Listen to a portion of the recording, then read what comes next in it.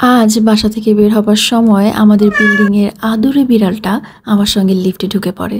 তো আমিও তখন তাকে সাদরে আপ্যায়ন করি আর সুন্দর মতো আবার আমার সঙ্গে বাসা থেকে বেরো হয়ে যায়। আমি ছোটবেলা থেকেই সিনেমা হলিক না, হয়তো হঠাৎ কখনো মন চাইলে একটা দেখা হয়, তাও আমি স্কিপ করে করে দেখি কিংবা এক্সপ্লেনেশন দেখে নেই। আমার আসলে 3 ঘন্টা বা 2 ঘন্টা মুভি দেখার মতো ধৈর্য কখনো থাকে না।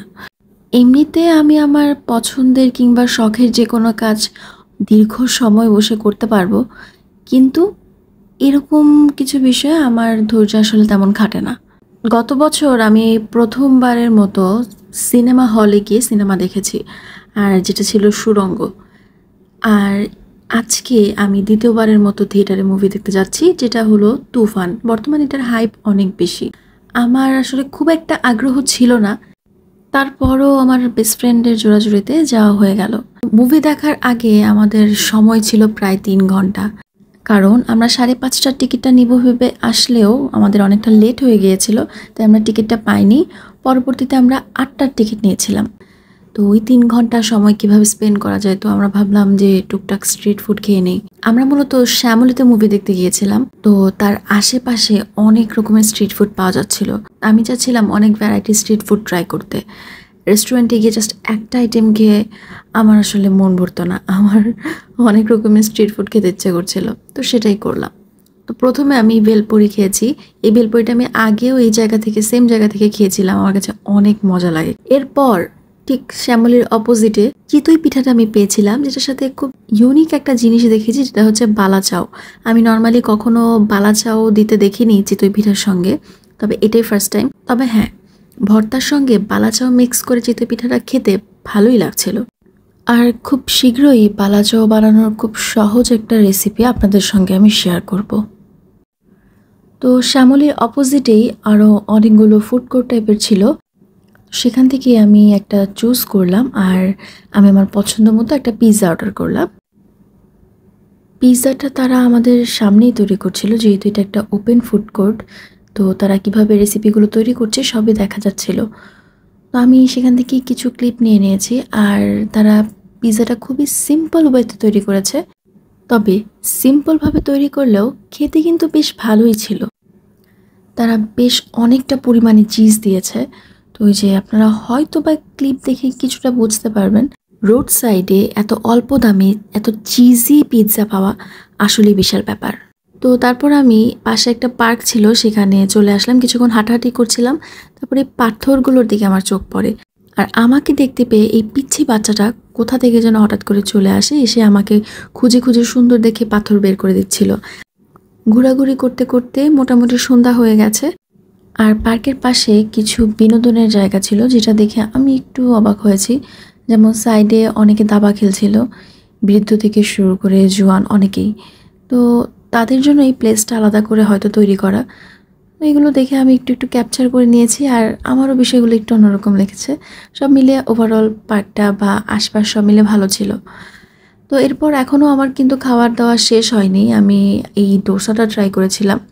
এটা ট্রাই করার পর সাথে সাথে আমি শ্যামলীতে আবার চলে আসি, কারণ তখন আমাদের অলমোস্ট টাইম হয়ে গেছে। আমাদের হাতে আর মাত্র 15 মিনিট সময় বাকি ছিল। তো এই তো টিকিট নিয়ে আমরা লাইনে দাঁড়িয়ে পড়ি।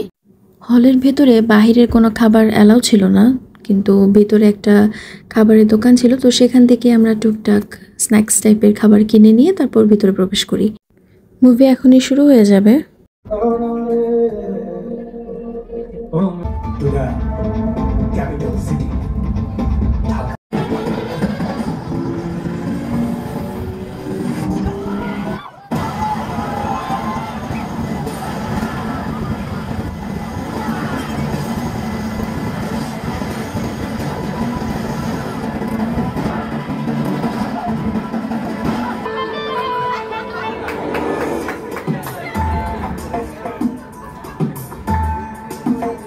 Hadirani Muzliş.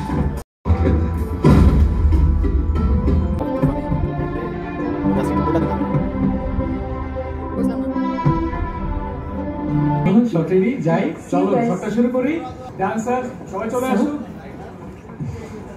Dream comes true.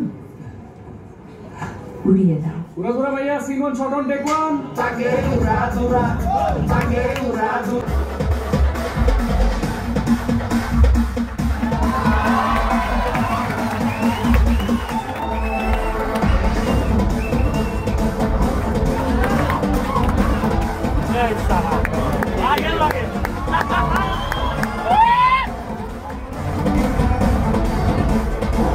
তুফান মুভিটা দেখে আমি পুরোটাই স্যাটিসফাইড হয়েছি।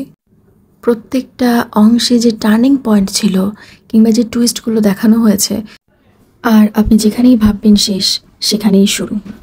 তো এই প্রত্যেকটা বিষয় নিয়ে ওভারঅল আমার কাছে পুরো মুভিটাই ভালো লেগেছে।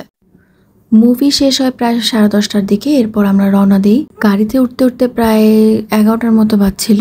তখনও রাস্তা পুরোটাই জমজমাট, মনে হচ্ছিল না খুব একটা রাত হয়েছে। যে আমি কল্পনাও করিনি এত রাতে আমি রাস্তায় আম মাখা পাবো। তো ফরচুনেটলি আমি সেটা পেয়েছি আর টপ করে নিয়ে নিয়েছি। আমার কাঁচা আম ভীষণ পছন্দ, এটা কোনোভাবেই মিস করা যাবে না। তো সব কিছু মিলে অনেক সুন্দর একটা দিন কেটেছে আলহামদুলিল্লাহ। আমি আমাদের বাসার রোডটা অলওয়েজ হেঁটে যেতে পছন্দ করি, আর বিশেষ করে রাতের বেলা আমাদের এই রোডটা নিরিবিলি অবস্থায় দেখতে খুবই সুন্দর লাগে। আজকের মতো এখানেই বিদায় নিচ্ছি। আবারও দেখা হবে নতুন কোনো ভিডিওতে নতুন কোনো বিষয় নিয়ে। আল্লাহ হাফেজ।